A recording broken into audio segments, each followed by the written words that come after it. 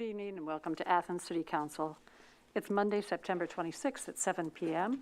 Ordinances for third reading and then ordinances for second reading. And then we will move into committee meetings. And we will have a presentation from the Community Relations Commission as part of that once we start. So we'll get moving with the ordinances for third reading. 10822. This is an ordinance amending Athens City Code Title 5, Public Utilities, Chapters 5.02, Garbage and Rubbish, and 5.05, Recycling and Anti-Scavenging Regulations. And this is introduced by Councilmember Swank. Okay, as I click through all this and get to the right screen. Be ordained by the Council of the City of Athens. I won't read this all. This is 11 pages, and we have gone over it in committee. We have gone over it first and second reading. Section 1, Athens City Code, Title 5, Public Utilities, Chapter 5.02, Garbage and Rubbish, and 5.05, Recycling and Anti-Scavenging Regulations are hereby amended to read as attached hereto and incorporated herein by reference. Section 2, the ordinance shall be in effect and full force upon its passage and approval by the mayor. For discussion on this, I would like to thank a few people, some who are here tonight and some who are not. I'll start with the folks who are here. Mr. Crowell on my left, Mr. Riggs, and of course, even though he's not with us this evening because of military service, Mr. Stone. This is a classic example of how the legislative body and the administration, by getting an early start on an issue, can work hand in hand to craft something that's going to serve the citizens of the city well. Essentially what this 11-page document does is bring everything under one umbrella, simplifies it, lays it out, and we're hoping when we get around to doing the contract, which is step 2 in this, and it'll be a separate ordinance, there'll be few to, if any, changes. The only one I can think of, we may need to change the 32-gallon to something else, depending on what industry standards are at the time. But I move that the council pass 0-108-22. Okay, thank you. Do we have a second? Second. Okay, motion and second. Any other comments or discussion from council members, administration, okay, and our audience? If not, thanks for all your work on this. All those in favor signify by saying aye. Aye. Opposed, nay. The motion carries and the ordinance is approved. 10922 is an ordinance amending Athens City Code Title 1, General Provisions, Chapter 1.03, Code Fees Established, introduced by Councilmember Swank. This ordinance also has to deal with trash, but it deals with terms of licenses.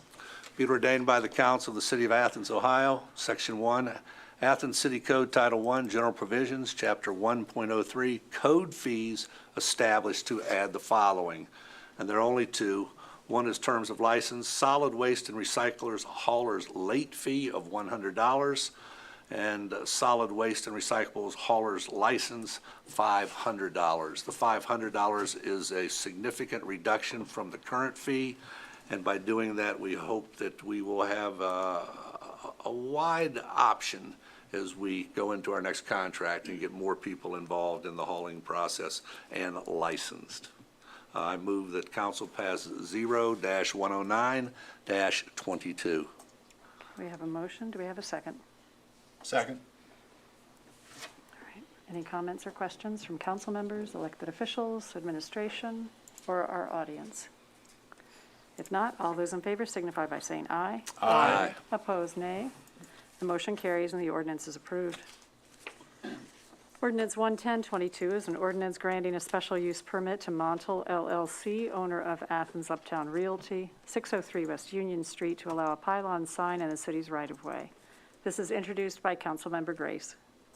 Thank you, President Isley. I'd like to make a motion that we adopt Ordinance 11022. Second. Thank you. And this ordinance does very much what the title states. It grants a special use permit for a sign to be placed at 603 West Union Street, and we have discussed this and have seen documentation about the placement, and I believe we should approve this ordinance. Okay, we have a motion and second for approval. Comments or questions from council members, elected officials, audience, administration? If none, all those in favor signify by saying aye. Aye. Opposed, nay. The motion carries and the ordinance is approved. 11122 is an ordinance authorizing the Athens City Shade Tree Commission to submit an application and enter into an agreement with the Ohio Department of Natural Resources, ODNR, USDA Forest Service, for participation in the Urban Canopy Restoration Program and declaring an emergency. This is introduced by Councilmember Ziff. Thank you, President Isley. I move that we adopt 111-22. Second. Thank you, Member Crowell. This, much like the previous ordinance, is very much described by its title. This is for us to just allow the Shade Tree Commission to submit an application to get $25,000 of matching funds in helping restore the urban canopy of parts of Athens, our lovely little town here. City, excuse me. All right, we have a motion and second for approval. Any comments or questions from council members, elected officials, administration, or our audience? All those in favor signify by saying aye. Aye. Opposed, nay.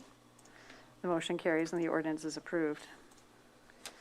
Ordinance 11222 is an ordinance amending the 2022 Appropriation Ordinance and is introduced by Councilmember Crowell. Thank you, President Isley. I'd like to make a motion that we approve 112-22. Second. Thank you, Member Reisner. There are a number of appropriations in this ordinance. The first is $14,500 to the general fund, the mayor. And this is to cover a PERS contribution as discussed at committee and at first reading through this year end. And then the second appropriation is $25,000 to the Arts, Parks, and Recreation Income Tax Fund, 273. And this is for storm sewer improvements in the new leased space at our West State Street recreation fields. Thank you, President Isley. Okay, we have a motion and second for approval. Are there any questions or comments from council members, elected officials, administration, or our audience? If not, all those in favor signify by saying aye. Aye. Opposed, nay. The motion carries and the ordinance is approved. We now have ordinances for second reading. The first one being Ordinance 11322, an ordinance granting a special use permit to the Dairy Barn Arts Center to replace an existing directional sign located at the corner of Richland Avenue and Dairy Lane in the city's right-of-way. This is introduced by Councilmember Grace. Thank you, President Isley. I'd like to make a motion to amend this ordinance. Second. Thank you. And the amendment that I am offering this evening simply strikes Section 2. The language of that section is the special right-of-way permit is contingent upon the size of the sign being no larger than 50 square feet. And as we discussed in committee meeting, the proposed sign, the designed sign, is somewhat larger than that. It is 62 square feet, approximately. And it is not a requirement that the size be no larger than 50 square feet. However, that was listed as a recommendation from code enforcement on the initial application. Having had conversations with the executive director of the Dairy Barn, they are in a position for which it would be beneficial to have a slightly larger sign than the 50 square feet. This design sign will include a section that could be changed out to highlight the exhibits that are happening in real time, which I think is a significant benefit to the Dairy Barn and for individuals coming to the city looking for events at the Dairy Barn. And so this amendment would just reduce that or eliminate that size restriction and would allow them to put up the sign that they have proposed in their application. And just for clarity, the existing sign, the old sign that is there, is very nearly the same size as the proposed new sign. The executive director of the Dairy Barn is here and available to provide us with more information and details. If anyone has questions or comments, she is willing and prepared to answer those, I believe. Okay. And I do think we have a comment from Code Director Riggs from earlier this afternoon that also further explained this, that helped me at least, that this is an open space zone. So if it's amended, it doesn't need to go to the Board of Zoning Appeals. We can amend the size here. So if I'm understanding your amendment right now, what you're suggesting then is 113. Putting in that section rather than 50 square feet, no larger than 62 square feet is your suggestion.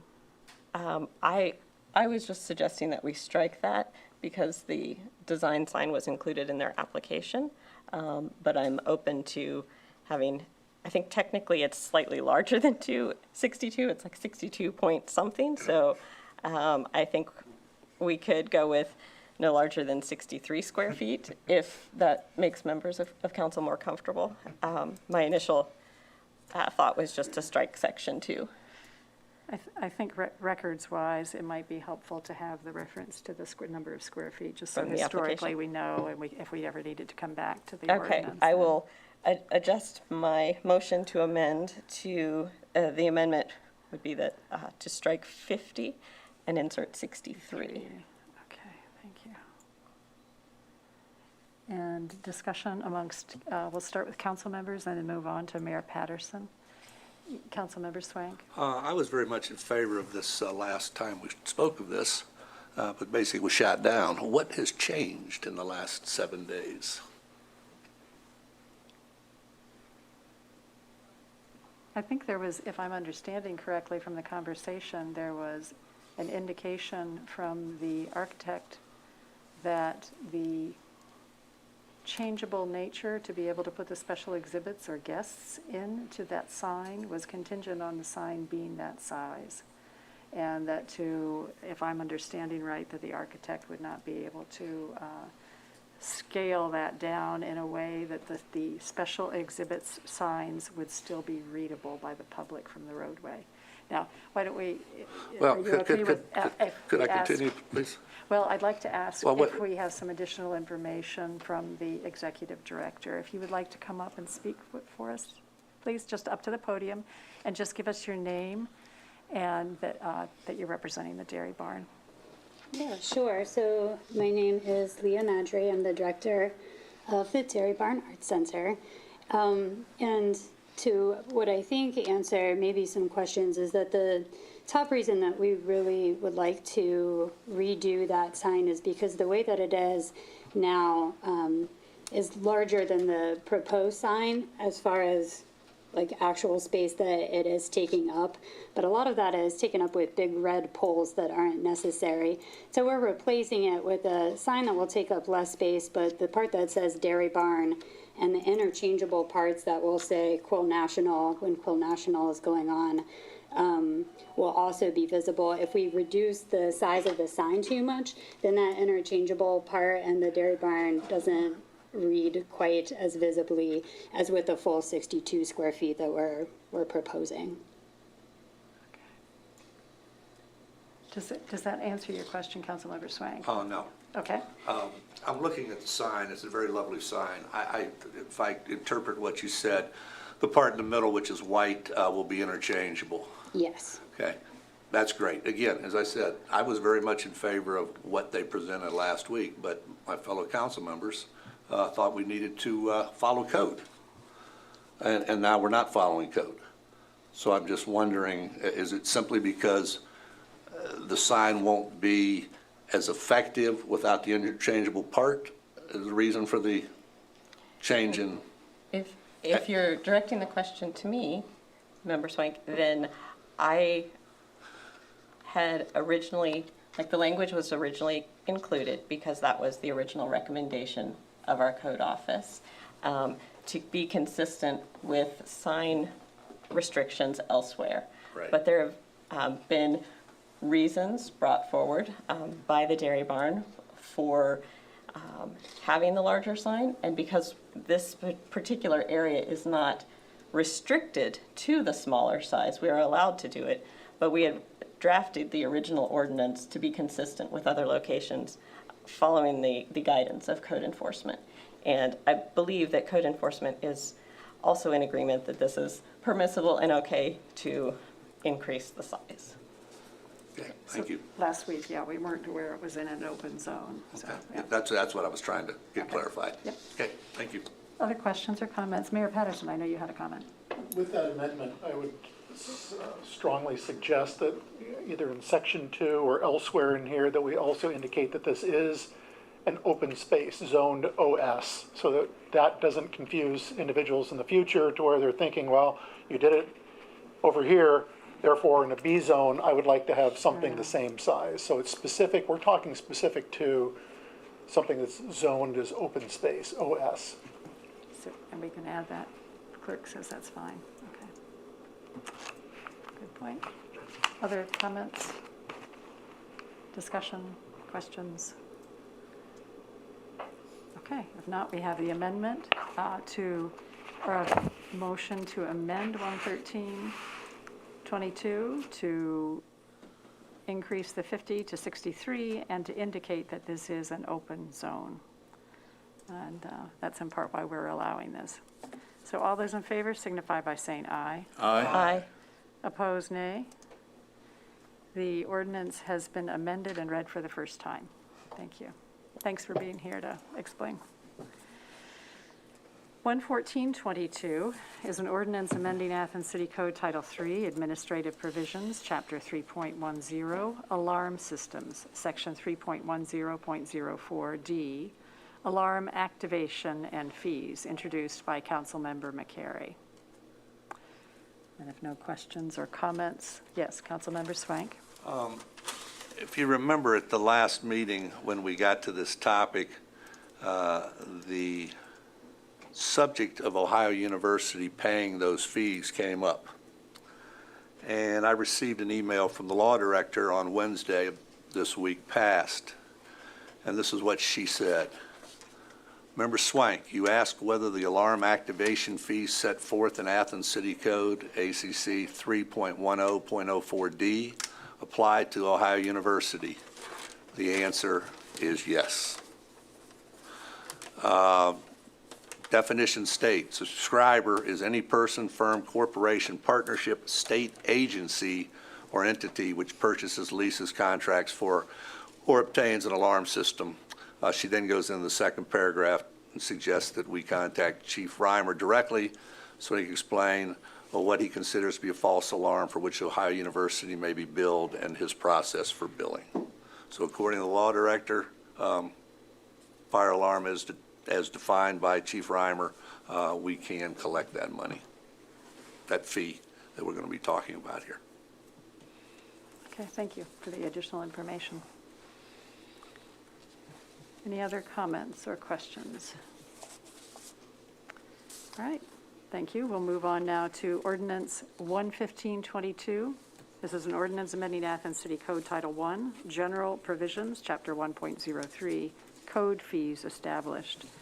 And this is introduced by all members of council. And if you remember, we went through these fees last week, and some of them are clarifying and putting into the correct section of code into Title I, these alarm and activation fees, also the sewer rates, and open burning permit inspection fees, mobile vendor fees, vending per month, and some other fees that have been outlined, shared transportation, optional dwelling unit certificate, micro wireless cell tower permits as well. And I think that highlights most of the fees that are highlighted in this with the changes. Are there any questions or comments about this ordinance? If none, we'll move on to 11622. This is an ordinance amending 7421, the hours of operation for the Athens Uptown designated outdoor refreshment area known as DORA, and is introduced by all members of council. And the major change that's happening with this is that at the request from the administration, since the DORA has worked so well during our specified months of the year, basically when the university is not in full session. And it had been Thursday through Sunday. And what we're adding now is Monday, Tuesday, and Wednesday from 5 p.m. to 10 p.m. So to expand that, especially for as we have special events during the summer, from what I'm remembering of the discussion. Are there any questions or comments? Okay, if none, we'll move on to 11722. This is an ordinance authorizing the Service Safety Director to enter into an LPA state project agreement for Municipal Bridge Inspection Program services, and this is the 2023 renewal, and declaring an emergency. It's introduced by Councilmember Reisner. And if no comments or questions from anyone, we will move on to 11822. This is an ordinance authorizing the Service Safety Director to suspend temporarily the fee for parking at metered spaces in the municipal parking garage. And that's introduced by Councilmember Reisner. If no questions or comments, we will move on to 11922. This is an ordinance suspending Athens City Code, Section 7.05.03, continuous parking in the same location from Monday, December 12th, 2022 through midnight on January 8th, 2023, and declaring it. It's January 15th, excuse me, not 8th, 15, it's 15th, 2023, and declaring an emergency. This is introduced by Councilmember Reisner. If no questions or comments, we will move on to 12022. This is an ordinance amending the 2022 Appropriation Ordinance and authorizing the auditor to make interfund transfers, introduced by Councilmember Crowell. If no questions, we will move on to 12122. This is an ordinance authorizing the Service Safety Director to enter into a purchase agreement with Ohio University for the acquisition of approximately 10.3685 acres of land on Stimson Avenue to construct a new fire station and to provide public recreational green space, introduced by Councilmember Reisner. If no questions or comments from council members, elected officials, administration, or the audience, we will consider that the end of the readings of the ordinance, the end of the special session, and I would entertain a motion to adjourn our special session. So move. Second. Okay, we have a motion and second. All those in favor signify by saying aye. Aye. Opposed, nay. Thank you. We will now move on to our committee meeting. The first portion of this is a presentation from Mr. John Schmeeding, who's been the chair of the Community Relations Commission for previous times, and now with it reactivated, we're happy to see that the group seems to be thriving, and what better time. So welcome, Mr. Schmeeding. Thank you. Glad to be here. Presentation seems like a strong word, but I'll do my best.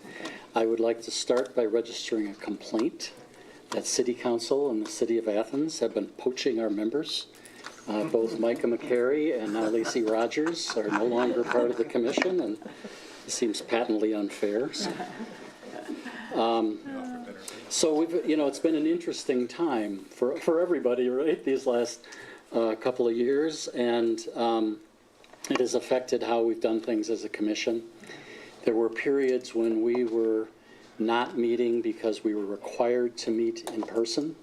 And some of us are getting older on this commission, and we chose not to do that.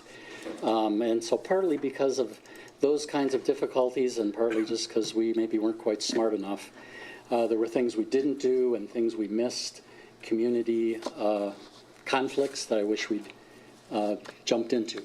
But hopefully much of that time has passed. One thing I wanted you to know is that the people on the commission wear a lot of hats. So sometimes it's a little hard to say what is a project of the commission and what is a project that the commission is supporting. There are a bunch of different organizations we work with, including the Racial Equity Coalition of Athens County, the Athens County Foundation, including and maybe particularly the Racial Equity Fund, which is a new project, Athens Area Mediation Service, the Athens City School District, the City of Athens, of course, various folks and departments at the university that we work closely with, and sometimes it's their project and we're just trying to lend a supportive voice, and sometimes we're doing it together, and sometimes it's kind of our project. So I just wanted to make that clear. In the last couple of years, one of the things we've done that's been particularly successful was a community read, where we would work closely with the Athens County Library System. And there will be a community read happening again in the next few months that's kind of been initiated at the university level, and we'll work closely with them to help make that a community-wide event. And the anti-racist book clubs, which took many forms and many variations, the latest being not exactly a book club. They were generally 8-week sessions, and now we've had a variety of one-time events as well. So that's continued. We have tried to work closely with the city in supporting all the initiatives the city has taken, and some of us meet regularly with some of the administrators to kind of keep the community involved and appraised of what's happening there. The primary thing we've done is about 3 years ago, we decided as a commission that we wanted to focus on having an impact on the local school systems. And that's what we've tried to do. So for the last 2 years, this now being the 3rd year, we've had a class and sometimes a drop-in group weekly at the high school with that's basically exploring race and anti-racism. And sometimes that's been for credit, sometimes not. And those have been very, very successful, at least by the reports of the students. And we've also done some training for school district personnel on implicit bias and other important issues. And we're now working with John Rogers, who left the high school to become the principal at the middle school. And he's very interested in doing programming at the middle school. So we're working closely with him, and we'll see what develops. And also with some other community partners, including the OU Theater Department and the Bobcats Lead Change organization. Thinking that it probably will be really useful if we get some university students involved in connecting with the high school and middle school students. They might listen to them a little more closely than they listen to me. So those things are happening, and I think that's good. We've also recently, largely thanks to Micah, kind of resumed a role where we're screening, handling, listening to some citizen concerns. And there's just been a handful of those so far. Alan, Member Swank, that's what I should be saying, right? Fine. Has referred that to us and others through Micah's office. And partly what we're doing is figuring out what is our role. And we're not interested or equipped to be an enforcement body, but we may be a good place to listen to people and to help mediate and to make referrals. So that's what we're trying to sort out there. 2 more things. One is that we've been talking, we haven't gotten too far yet, but sometime in the next few months, we will probably come to council with some suggestions to change the code that created this commission. This happened once 8 or 10 years ago where there was a change made to reflect what we're doing. I think the code was written in the late 70s, is the way I heard it anyway. So that's a long time ago, and a lot of things have changed. So there's several things we're looking at. One is that the charge that's given to our commission is to promote harmony. And, you know, nobody's against harmony, right? But it could be a little misleading, because a lot of what we're actually trying to do is promote difficult conversations, which may not look harmonic at the beginning. So we just like to clarify some of that kind of language and make it clear. See if you agree with what we think we ought to be doing. And the last thing I wanted to say is I would like to invite members of council, members of the audience if you like, to cease referring to Athens as a bubble. It's not always clear what people mean, but it's, Athens is a wonderful place, and we like Athens, we love Athens. So many good things. When we describe it as a bubble, it sounds like what's being said is it's a place where everyone's safe from all the difficulties of the outside world. And that is true. For some of us, that is how we experience it. And for some of us, that is not how we experience it, particularly for people of color and people from disadvantaged groups. So the bubble thing is a little weird. We're doing the best we can. We want to be better and better at these things. That's a great conversation to have. And how can we do that? But thinking we're already there is not our friend, I don't think. So that's what I had to say. Happy to answer questions or recite poetry or whatever's good. So, yeah. Councilmember McCleary. Thank you, and thank you, John Schmeating, for your many years of service spanning decades with this commission. I'd be curious to hear your thoughts about training and preparation of members of this commission, given the responsibility to respond to complaints and concerns about such topics as discrimination. Do you feel that the committee is positioned and its members trained adequately to do that work? Well, I doubt that anyone's ever trained adequately. Some of us have a fair amount of experience in that realm, and some have none. So I think it would be a great thing for us to do, to take on, to more specifically talk about that with a training focus. What are we trying to do? Who's equipped to do it? How do we support each other? How can we do a better job of it? That makes a lot of sense. I haven't really thought about how to go about that yet, but it's a good conversation we should have. Thank you. And I think a good time to have that as well, as you're looking at the code and the definition of it. And talking about, because, are we talking about harmony? Maybe not, but are we talking about community? And how do we make this a stronger place? Yeah. And we do have some new resources. We have a new DEI coordinator, DEIA, Diversity, Equity, Inclusion, and Accessibility coordinator that can help us with these kind of things. So, Yeah. I was going to ask one other question.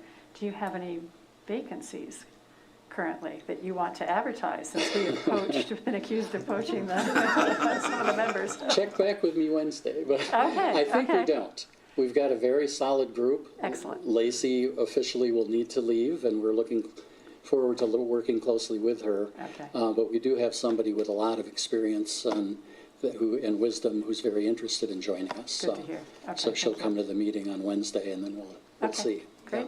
Other questions? Councilmember Spielness. Yes, again, thank you very much, John, for all you do and Sure. all the commission does. You specifically mentioned that you're not really positioned to do enforcement, and I get that.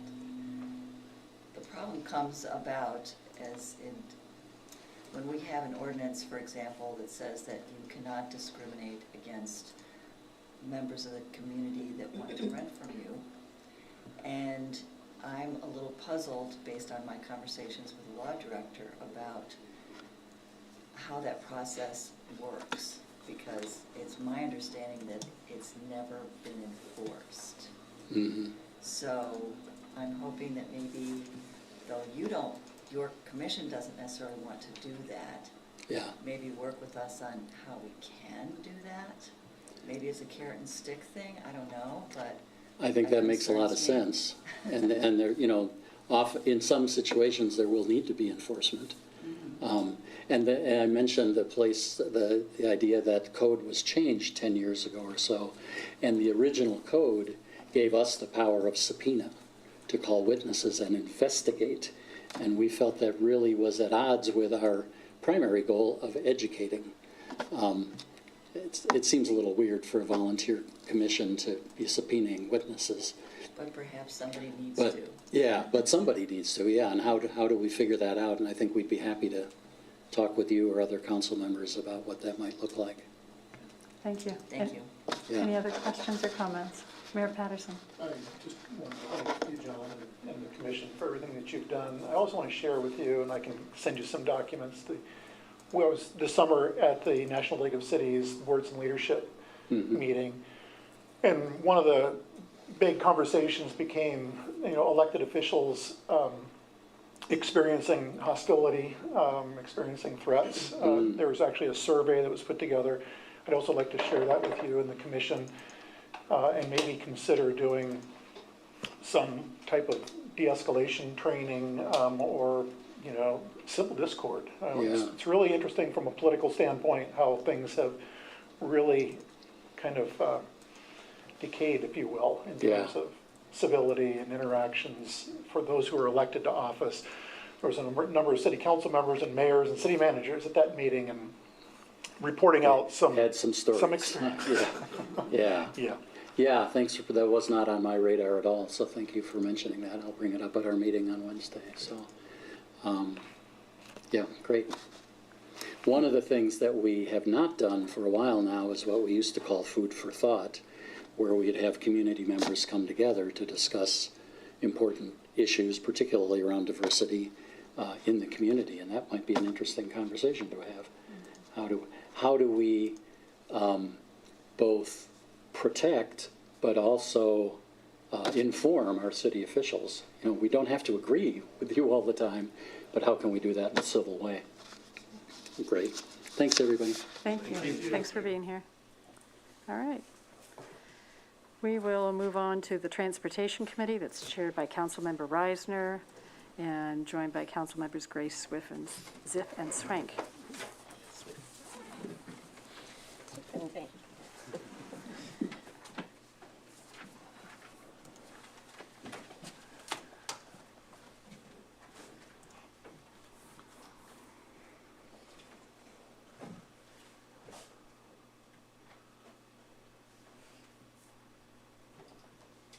Thank you, Madam President. There's only 2 items that we have under the Transportation Committee. One is a request, street closing request from Passion Works, and the second is an Uptown Improvement Project number 329 to amend 0822. Talking about the Passion Works street closing, if you all recall, at the beginning of the year, council had a list of street closings that the city authorized, and we decided this year to approve all of them in one big ordinance, get it done instead of having separate ones coming to us all the time. But the caveat from the Deputy Service Safety Director was try to leave some room in the calendar for those unexpected requests for street closings, and this happens to be one of them. So if the administration has any information on it, or the code about why Passion Works wants to do this, or do we have anyone from the audience from that organization? I can speak to it briefly. Thank you. This was something that came to us as a request for a New Year's Eve event, to where they would be dropping a rather large Passion Works flower instead of dropping the ball for the new year with the countdown. They all wanted to do several things in front of Passion Works Studio, as well as an event that would be in a restaurant a few doors down at Zoe's. So again, this was one of those last minute where they were starting to put together something for the new year. It's a New Year's Eve event. I have the description in their initial request form. Basically, it's just what you just mentioned, but it mentions early events will be kid-friendly, followed by a band, food truck, dancing in Passion Works, parking lot, and hopefully street in front of the studio. At midnight, we will drop a passion flower, a la the Times Square ball, to ring in the new year. And then there's 18 other pages that follow in this form. That's all been filled out and checked, and looks like it's in proper order. So for the life of me, I can't see any reason why not to approve it. So, committee, anything? I have one question. I guess this is what, page 2, location, parking lot of Passion Works and East State Street between North College and Mill Street. I would assume as you come up State Street, we would put barriers there. And then where East State is one way, and Mill Street's one way or the other, we could put barriers there, at least separating the two. Today I stopped in at Domino's because they have a drive-through.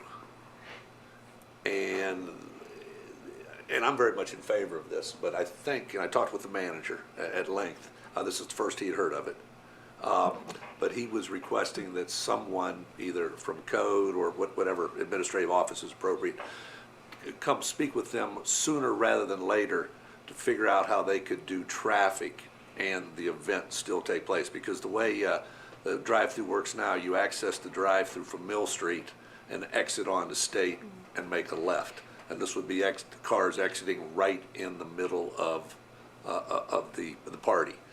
His second concern was, and he pointed out, at New Year's Eve, they do not, thank goodness, do not have as many pickups as they do deliveries. But they are swamped. Their drivers barely get in the parking lot and they're out again. So we'd need to figure out some way to get their drivers in and out, because I think this is a great event, but it could have a profound impact on that business, but also safety of the people participating. Mayor? You know, I'd be happy to work with Mr. Baker as well as the law firm right next door, because there is a way in which you can probably loop around. So you come in, as you mentioned, to the drive-through window, again, granted permission from Malika et al., and have them be able to loop around and go back out onto Mill Street. We can explore that. I'll certainly look into that. I think that would be the most logical solution to that problem for that evening. Right, great, okay, thank you. Madam President? A question, just that I noticed that the security, life safety plan and the first aid plan, so this would be part of the security plan, is saying we would need your help in devising this plan. So I think we probably need some of those details outlined before it comes for presentation as an ordinance.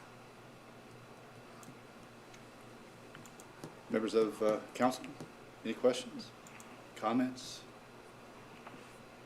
Member Reisner? Just- Yes, Member Grace?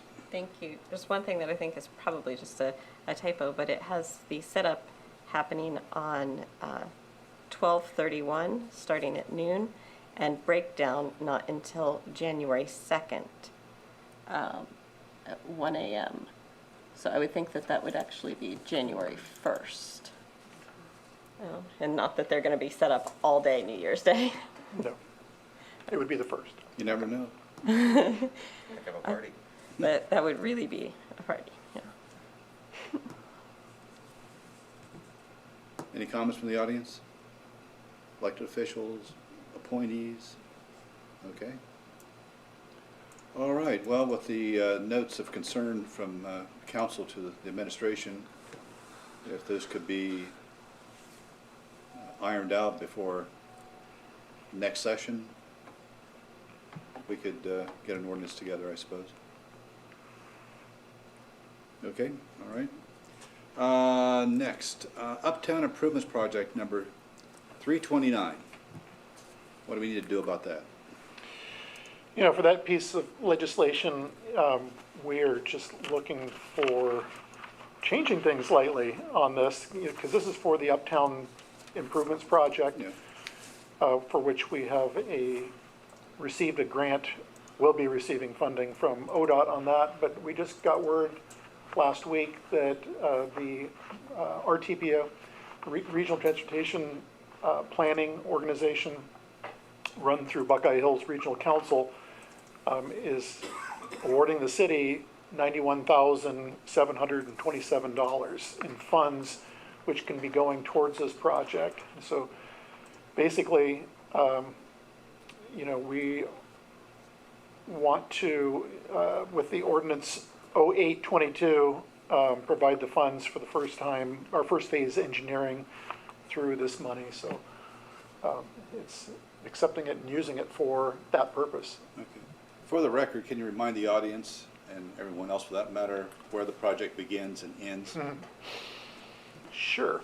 So the Uptown Improvement Project is basically, it'll be a grant that allows us to kind of redo the streetscape on State Street to include Mill Street, which was a suggestion from Councilmember Swank, you know, because initially it was just going to be State Street, and it's between College and Congress, but also Court to Mill Street, or Court to College on Mill Street as well, and then it'll also include Washington Street and that'll be between College and Congress. And it'll be redoing the streetscape to look a lot like West Union between Congress and Court Street. So it's giving a facelift, addressing some ADA issues that you may have noticed on some of those streets. I just had a conversation with the owner of Tony's on West State Street, and they were trying to figure out a way to make their establishment more ADA accessible. They currently have a ramp, but it doesn't meet ADA requirements, so we'll certainly look at how we can do that, much like we did on West Union. So this is going to be a good project. We'll change out the lighting on those streets, because currently it's the concrete poles with the Cobra headlights. That'll be much like the ones you see on West Union. And some benches along there as well. Maybe not benches that curve outwards, maybe they're benches that curve inwards, so people can actually have conversations together. Member Swain. Mr. Mayor, will any of this include roadways? Or is it more the reason I ask, as you well know, in many of those areas, over time, the road has sunk so far that the curbs are this high, and I didn't know if this was going to include some of the roadways. We might be able to bring that up a little bit, or if that's just another project for another day. No, we can weave that in. The other thing that I would really like to weave into this too is something that we've been struggling with for a number of years with settling bricks on Court Street and elsewhere, is we are hard pressed to keep our ADA curb cuts to where it's less than a half inch. It should be flush. And so part of this project is also going to be looking at possibly putting in stamped concrete at the crosswalks at the intersection of Washington State Street. We'd also like to do that up at the intersection of Union and Court. I would encourage anyone on council to take a field trip with Carolyn Bailey Lewis, as I did, to where she showed me the challenges that she has, and in particular at the intersection. I'm kind of going off topic a little bit, so I apologize, President Isley. But took me to the intersection of Court and Union, and there's some real significant challenges, not only on the east, west, north, south, but the diagonals to get across. It's something that the Sidewalk Commission has been, or ad hoc committee rather, has been discussing. So we feel it's prudent to make the ADA corrections along with this particular project, and then some. Again, the project doesn't include Court and Union, but we're going to do Court and Union as well, or at least look into that. Other questions? Member Crowell. Thank you, Member Reisner. Mr. Mayor, I believe that this project will include putting electric lines into the ground. We sure hope so, Councilmember Crowell. We just had a meeting this last week with AEP. The main conversation was about switching out all of our Culver head lights, the high-pressure sodium lights, with LEDs. We're the first city, as I've been told. We've risen to the top of AEP's stack to go ahead and do that. But they also mentioned that there's a new program that they're going to have to where it'll be helpful to communities who want to put utility lines underground. So we did mention right away that, State Street, we'd certainly like to do that on State. The easier one is going to be Washington Street to bury the lines. So we are going to look into it. We tried it with with the Stimson Avenue project, and at the end of the day, it was not cost effective for us to go 2 city blocks for $1.5 million to put those utility lines underneath. It was just it was a bridge too far. But we see it though with this new program with both State Street, hopefully State Street, Washington for sure. I completely understand the cost considerations. It needs to make sense. I know you're aware that on West State Street there, coming off of Court Street, I've been contacted by businesses there for some time about the pigeons, which love to sit on those lines kind of in front of Tony's, and it's very difficult to park there or your car is just covered. And the city graciously took the suggestion to put one of those owls up on the AEP pole there, worked for a little while, then the pigeons realized that thing's not moving. So anything we can do to help those businesses, and all of us, I mean, I understand, appreciate it, thank you. Let's just hope it's not a really expensive pigeon solution. Yes, I agree. Other questions from the committee or from council in general? From the audience? Anything? Going once, twice? Gone. Okay, that takes care of the Transportation Committee. Thank you, Councilmember Reisner. We'll now move to Planning and Development Committee, chaired by Councilmember Grace and joined by Councilmembers Crowell, McCary, and Spielness.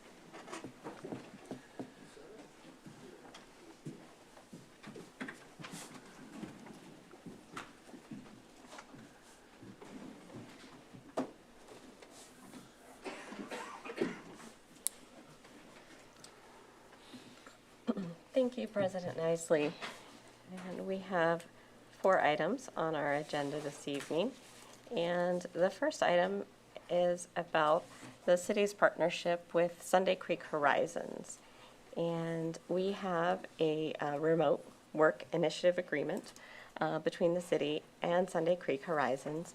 And that agreement is currently scheduled to end on September 30th of 2022, so just a few more days. And our city administration has requested the council approve an extension of this work agreement to continue through the end of this calendar year, so to December 31st of 22, and it would include an additional authorization for an expenditure of $22,500. And this is to enable Sunday Creek Horizons to continue the work that they have been doing for the city, as well as possibly some new responsibilities that we would like for them to do. And that's basically the information that I have. But Mr. Mayor, if you would like to explain any more detail, or if members of the committee have questions on that. I could just add a little bit more to what you mentioned. Some of the things that we would like to add to their list, their to-do list for the city of Athens, is to continue to work with the city for an Ohio Builds grant. That's the $500 million that the governor has allocated out of their American Rescue Plan dollars for Appalachian counties here in the state of Ohio. Also want them to be involved in a lot of our EV infrastructure planning. They're going to be involved in our historic tax credit work, which now that we have council's authorization for establishing a CIC, Community Improvement Corporation, one of the levers that can be utilized with a CIC is historic tax credits. So working with them. And then, as everyone is aware, with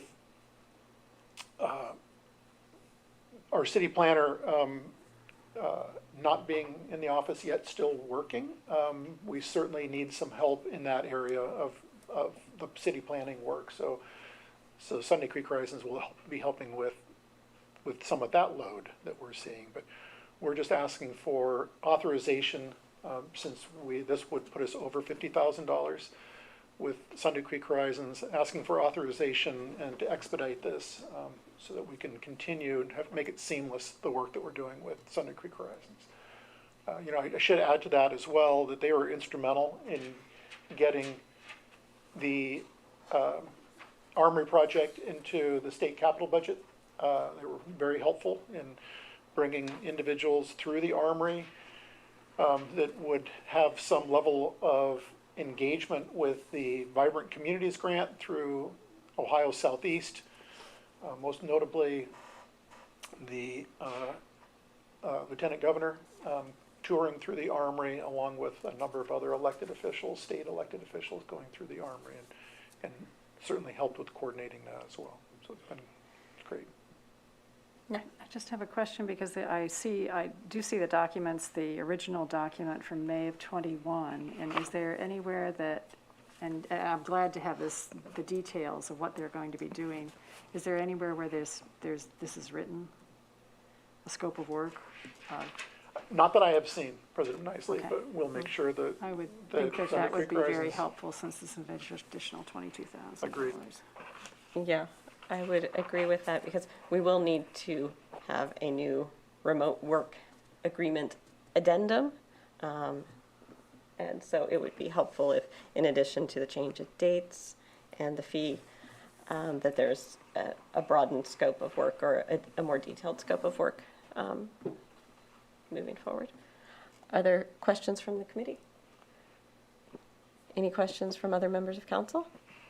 Member Swank? Mr. Mayor, do you anticipate this being the last agreement with them, or is this something that we might continue? And I know, I'm not asking you, looking at a crystal ball, and, you know, we get curveballs all the time, but I'm just curious where we are potentially.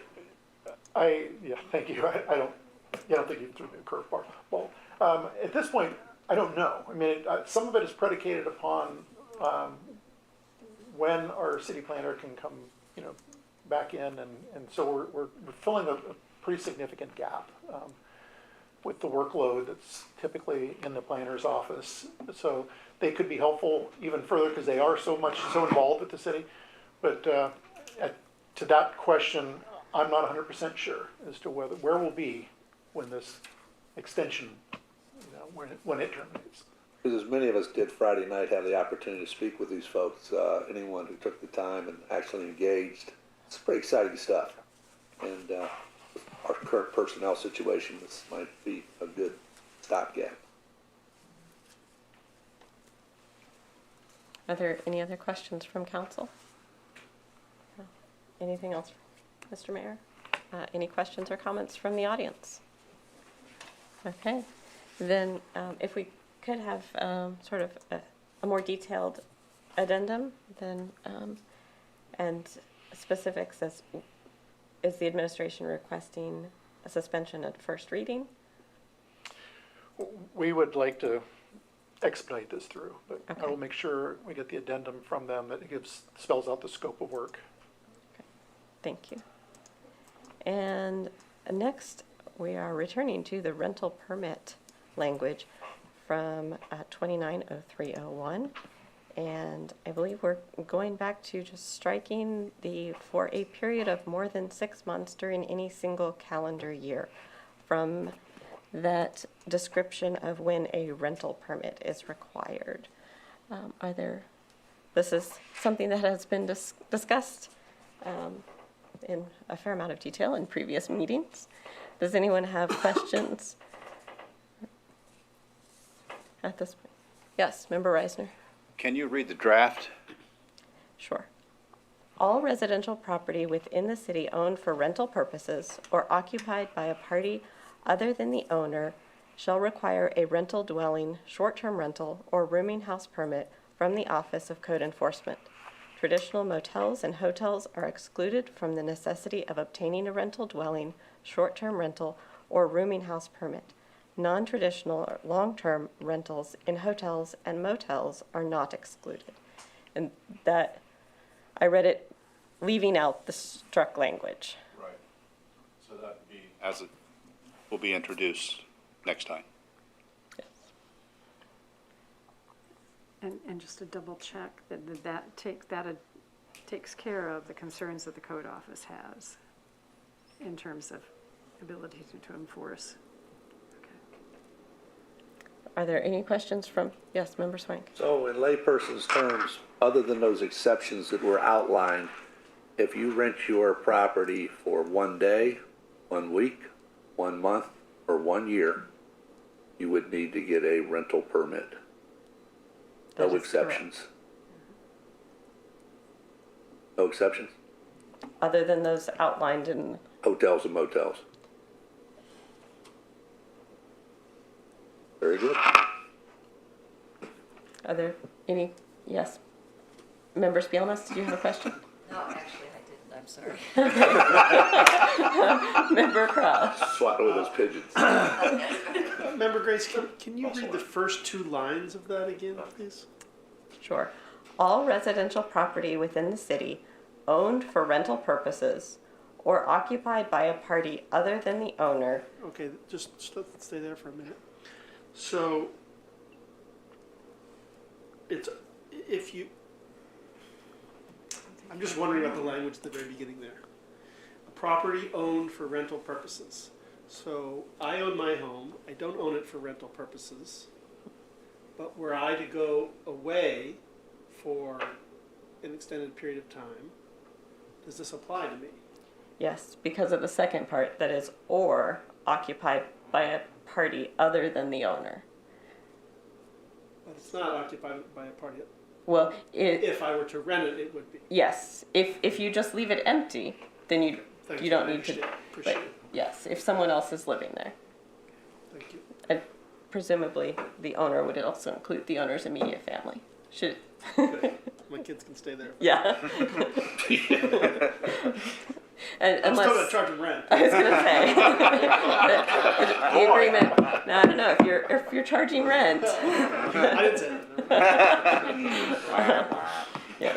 Are there any other questions from members of council, administration, or members of the audience? Go ahead. So Rob Delac, live on Morris Avenue here in the city, just representing myself. So yeah, I didn't mention this during the last discussion, but I mentioned afterwards that this is changing it so that what's happened in the past is traditionally professors, when they are out of town for the summer, have let their place be rented out, sort of under the table, word of mouth kind of thing, no advertising.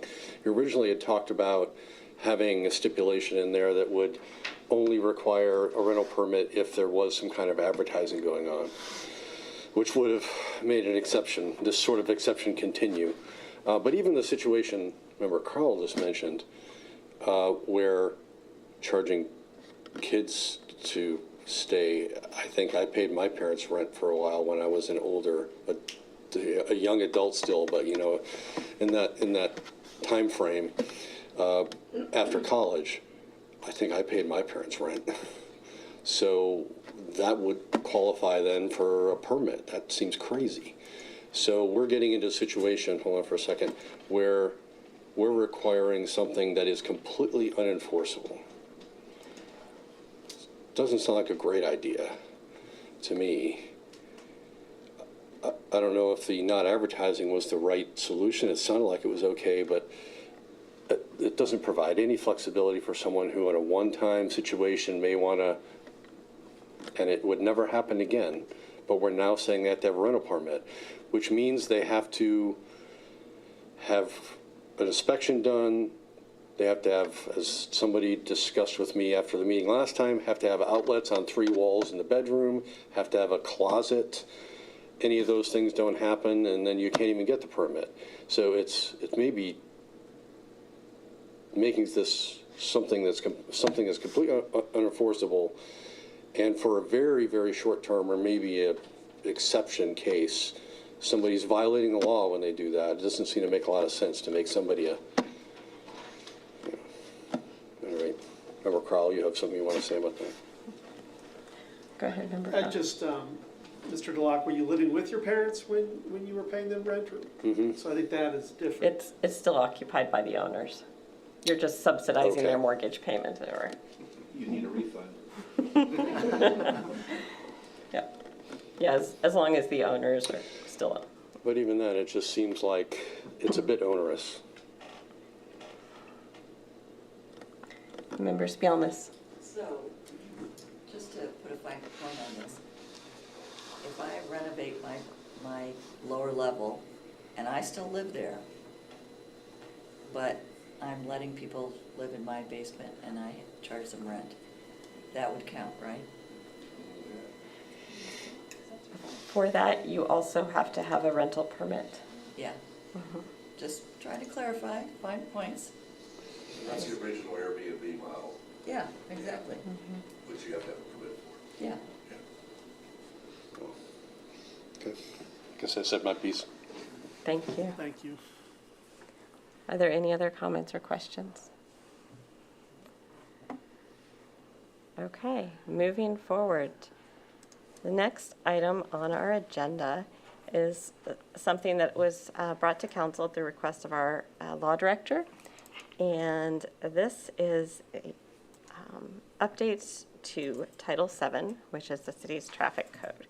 And this is something that we as council do occasionally, and mostly it is at the recommendation of our law director to bring some of the language in our local code into alignment with Ohio Revised Code. And so we have two of these this evening. The first one is Title VII Traffic, and then the next is Title 13 General Offenses. And there are, these are long documents and include a lot of changes, but some of them are changes to definitions, such as a motor vehicle now includes except motorized bicycles, electric bicycles. That's been added into the language for clarification. And threshing machinery, hay baling machinery, and agricultural tractors have been struck from the language. Perhaps a record of this is historical significance. It shows some changes in vehicles on our roadways. So there's changes to definitions and changes to the requirements and meanings of walk signals, and and what laws are in effect when pedestrians are in crosswalks. And this is a significant section as far as what the different lights indicate and for the protection of pedestrians. And then there is also a section on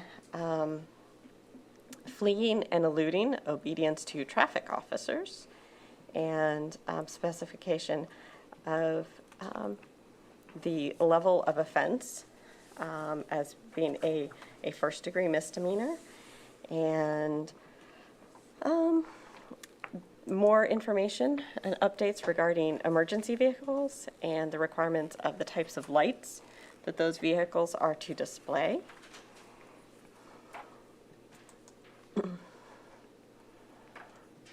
And a specification in the section under prohibition of studded tires.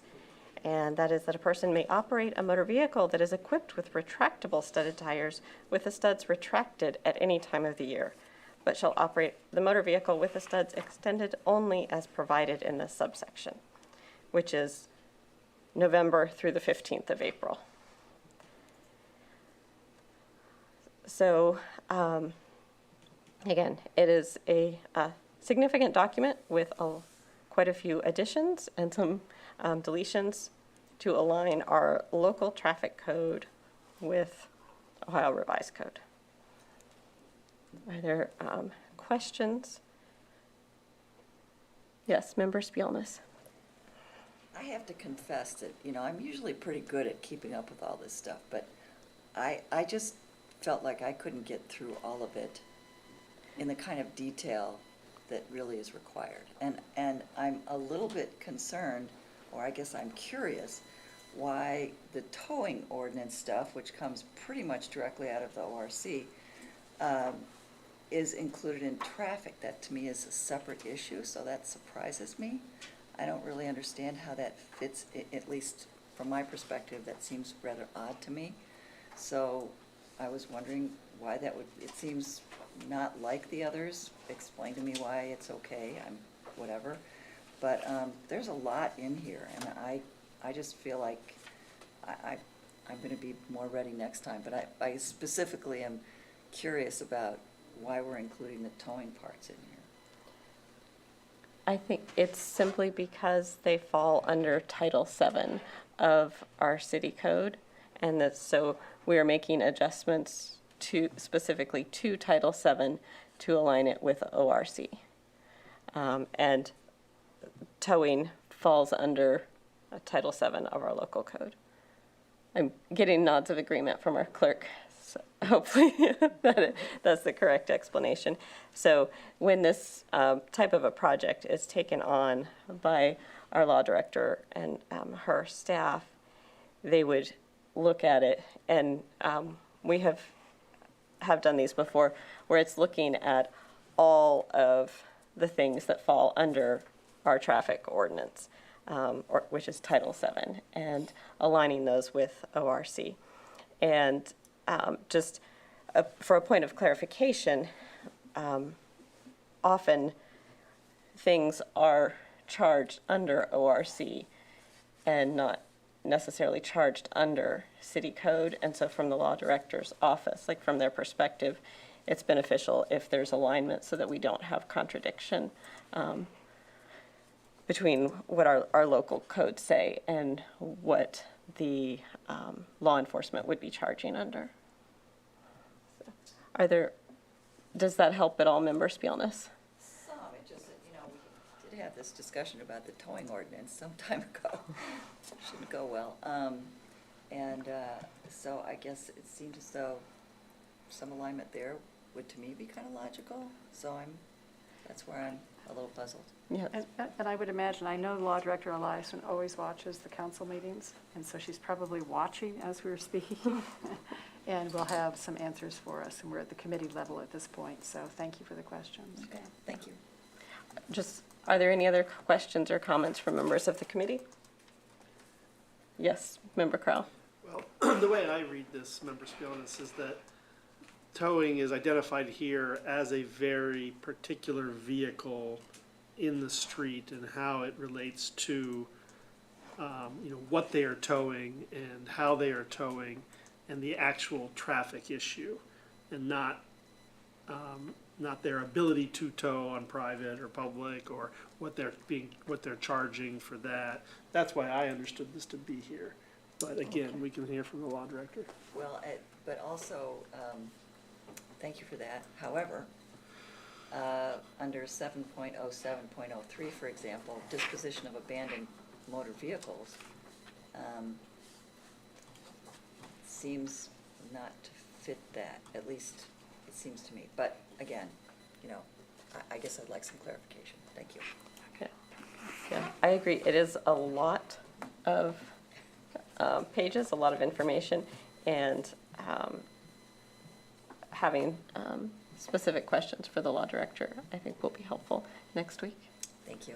Yes. Lisa, I would just add that, given the length of the document, I would recommend one more pass at looking for unnecessarily gendered language in 7.03.02. I noticed some references to himself, and I wonder if that section might also benefit from an updated title. Right now, that 7.03.02 is attaching bicycle or sled to vehicles, and that updated language on page 9 of 22 indicates that we have, from my vantage point, in a very positive way, added skateboard and electric bikes to be added as things that should not be pulled behind vehicles, and grateful for that, given some fatal accidents I've heard of in the area with skateboards being pulled by cars. But I would think that saying something more current than attaching bicycle or sled to vehicles might be worthy of consideration. Yes, I agree, and I was thinking the same thing when I was reading through it, that a close look for gendered language would be appropriate. Yes, Member Spielness? A minor issue, Member Grace, but I've seen electric scooters all over the place, and that doesn't exactly fit with bicycles or electric bicycles or skateboards, so that to me, I'm seeing more and more of those. So some reference to that I think might be helpful. Thank you. Any other comments or questions from members of the committee? Okay, other members of council? Yes, Member Swank? I would agree, this is a very lengthy document, and we did not get it until, business-wise today, even though it was available over the weekend. I would like to see us take this up again in committee on the 10th, so that we, one, have time to read it, and two, so that we can have the law director here to ask questions. I really don't think it's appropriate for us to bring this up next week for first reading with the multitude of questions that we have today. And otherwise, we could be bogged down for 45, 50 minutes with the law director next week going through this point by point by point. So I would like to see this placed on the agenda for the October 10th meeting, which would be our next committee meeting. give us all a chance to read this, develop appropriate questions. Some might be able to be answered in advance with email to the law director, and that would be better prepared to move forward with this. It seems routine, but as has been pointed out, there are some questions. And I'd like to see it discussed on the 10th, if at all possible.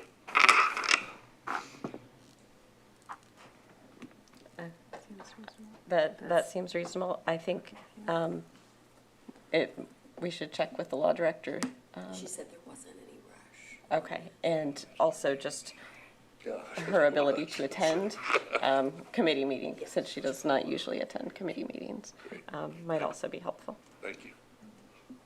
Other questions from other members of council? Any comments or questions from the administration or the audience? Okay, moving on, we have Title 13, a very similar, yes, member Spielness, sorry. I'm sorry, but, Member Grace, but what's going to happen with this request about delaying it? I believe we'll be able to do that, but I would like to be sure that our law director is available to attend at the Okay. next committee So meeting. I just want a clarification on how we proceed. Thank you. As she's indicated that there's not a rush, so we can absolutely take time to read through it and organize our questions. Thank you. Next, we have updates to Title 13, which is general offenses. And this is our city's criminal code. And again, the reason for this is for alignment with ORC. And once again, it does include a wide range of changes to a very wide range of topics, from criminal mischief to impersonating an officer, and the level of offense that is able to be charged depending on the intention of the impersonator, and definitions of what critical infrastructure facilities are, and false alarms, soliciting, prostitution, definition of bingo, and bookmaking. So we have, again, not quite as long a document, but a very wide range of updates to our criminal code in Title 13. And so this is something that sort of goes hand in hand with updating Title 7. So does anyone have questions specific to this, or a request similar to the request for Title 7? I'm seeing nods from Member Spielness that we continue this to a committee meeting when our law director could be present, and have so that members of council could have had more time to review and think about this lengthy document. Are there other questions or comments from the committee? Other members of council? Yes, Member Swink? One thing particularly gets down to gambling here with the change that's coming on January 1st in terms of sports betting here in Ohio. I think I would hope the law director could delve into that, because my guess is, since that isn't in place yet, whatever we have here probably doesn't take that into account. And we want to make sure we have that covered too. Basically, you'll be able to walk into a whole bunch of places around town and place a bet on Ohio University athletics. Not only the outcome of the game, but proposition bets and everything else. Are there other comments or questions? Administration, yes, Mr. Mayor? Just a comment, really, and that is that, given the delay, which is, I agree, because this is meaty when you look at it, is encouraging council to continue to look at it and pose questions to the law director before the 10th of September, or October, rather.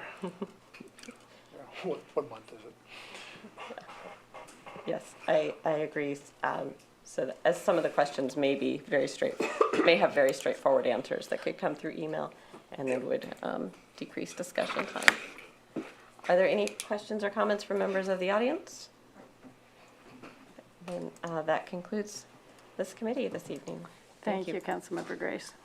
We'll now move on to City and Safety Services. This is chaired by Councilmember McCary and joined by Councilmembers Grace, Swank, and Crowell.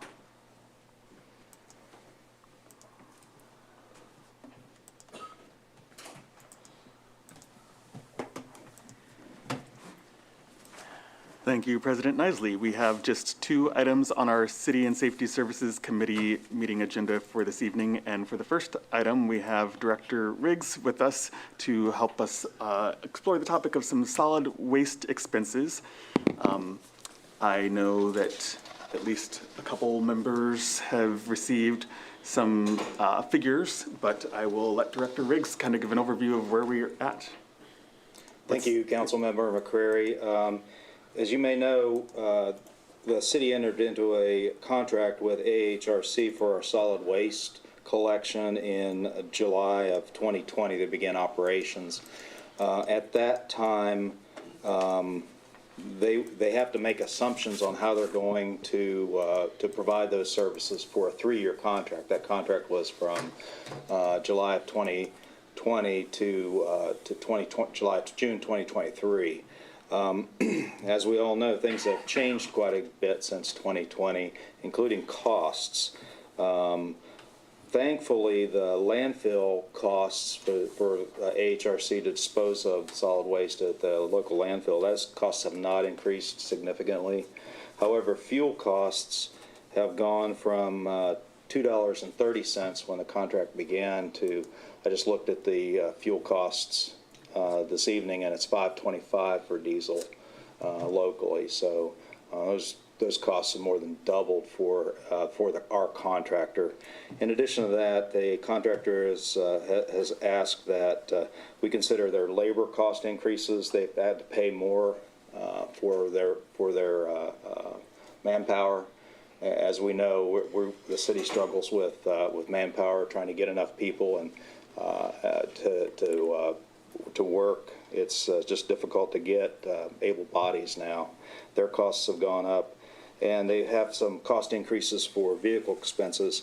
They estimate that from July 2020 to the end of the contract, that the fuel costs will be an additional $58,000 for them just for fuel itself. They also are looking at labor and vehicle expenses increases as well.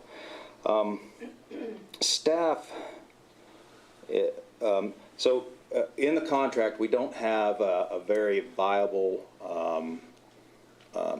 way to adjust for those costs. Our contract says that each February and August, the contractor in the city will review changes, the customer base, and other factors that may need to increase or reduce the fees included as part of this agreement. Any such changes mutually identified as necessary will be submitted for appropriate approvals. And that's about all we have in the contract. I would really like to not have to come to you and do this again, so the new contract will have some automatic adjustments associated with it.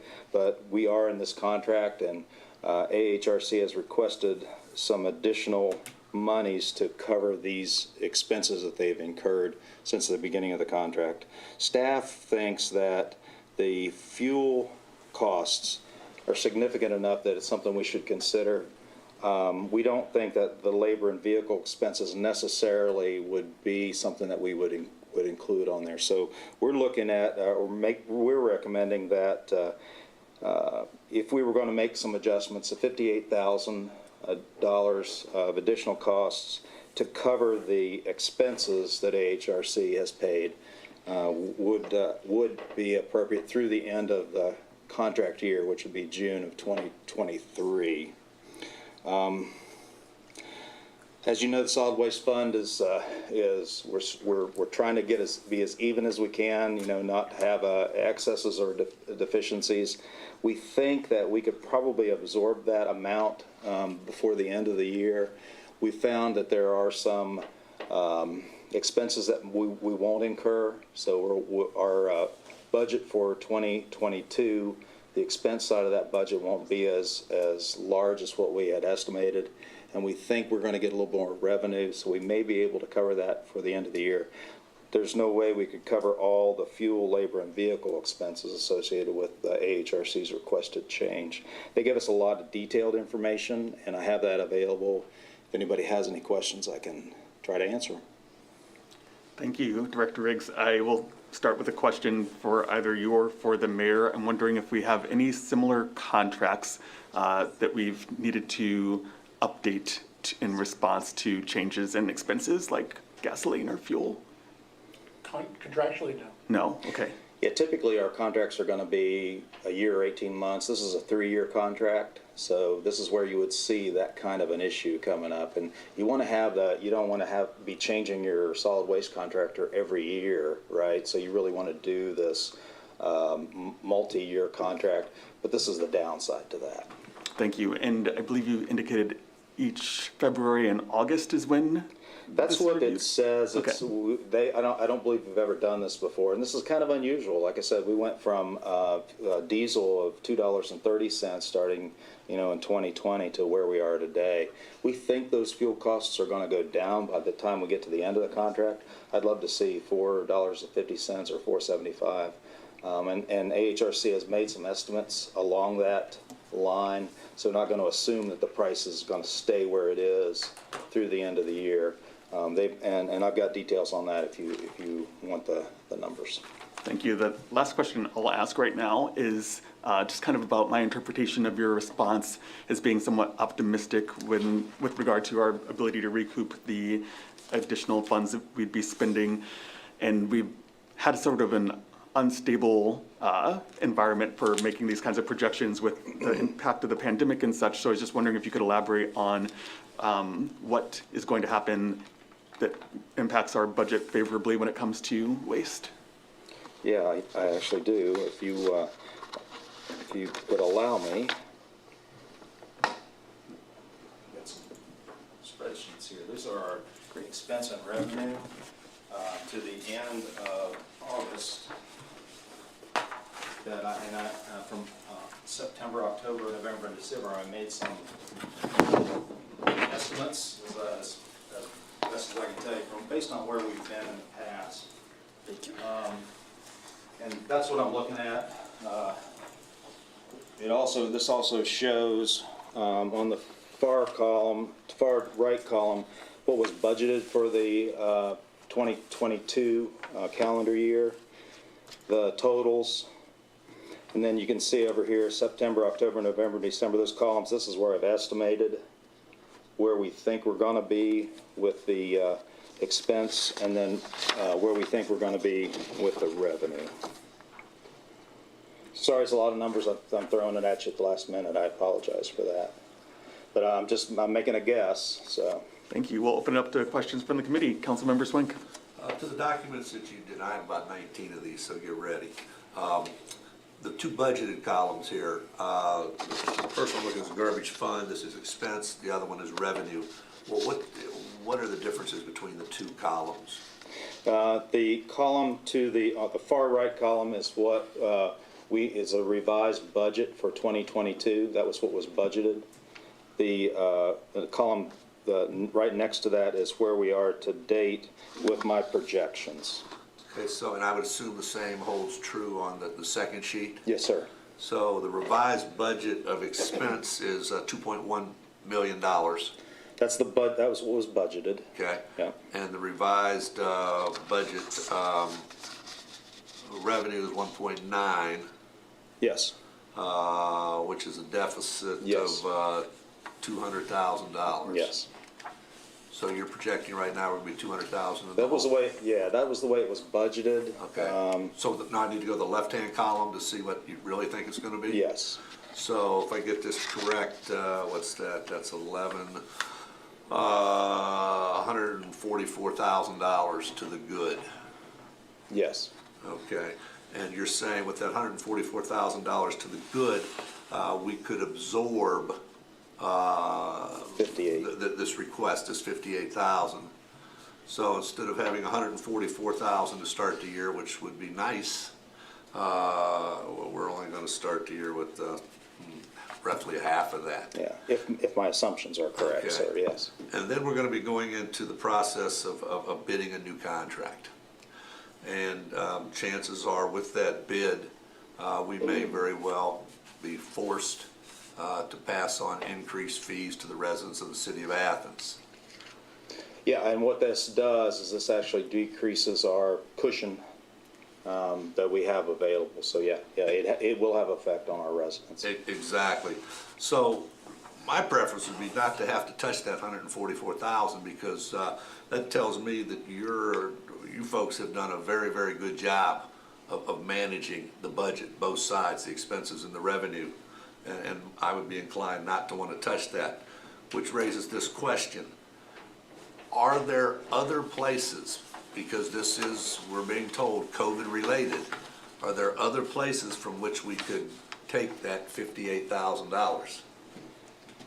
So this is an enterprise fund. It's supposed to be self-sufficient, and I know we've had issues where we've had to inject money into this fund to keep it solvent. That's another possibility. I don't know. I guess specifically I was looking at, can we use COVID funds? I don't have an answer for that, sir. Mr. Mayor? That has been done. That's the infusion that Director Riggs is talking about was using the American Rescue Plan dollars.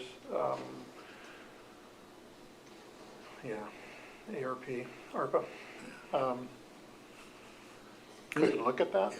See, this is a tough one. It really is, because Yes, sir. anyone who's been in business for themselves knows when they sign a multi-year contract, they're bound to that. And things do come up.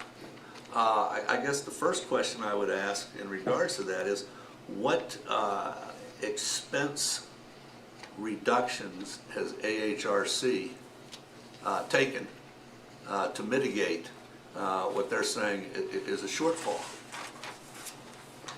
I have not heard anything. I will check and find out and get back with you on that. Yeah. You know, I was in the yearbook business, and there were times in that 34 years that paper costs went through the roof. But we were locked into a 2 or 3 year contract with the school district, and I'm not advocating what I'm about to say by any means, because I agree with you, we don't want to be changing haulers every year. But if I were to go to a school district and say, hey, our paper costs have gone up, I need to raise the price for your book, they would look at me and say, you know, there are 3 other yearbook companies out there. Yeah, too bad. Again, I'm not advocating that, but this is a tough one, because particularly if we have to come back next year and raise people's garbage and trash rates. So if there's any way that we can find a cash drawer, for lack of a better term, somewhere, that we don't have to diminish the 144,000 that you folks have worked so hard to carry over to next year, that would be wonderful. And I agree with you, labor, vehicle expenses, Everything's that's got off the table. But you know, the other thing is, if you remember, and I know this for a fact because I know some folks who hold waste management stock, is that early on, there wasn't nearly the trash going to the dumpsters. And that's why waste management stock, starting in April of 2020 to about a year ago, went down, down, down, down, down. And then when restaurants started opening up, that stock went back up. So I'm wondering that cost savings they had there, where that's reflected in this. I don't know the answer to that. Okay. Questions from other committee members? Councilmember Crowell. Thank you, Member McCary.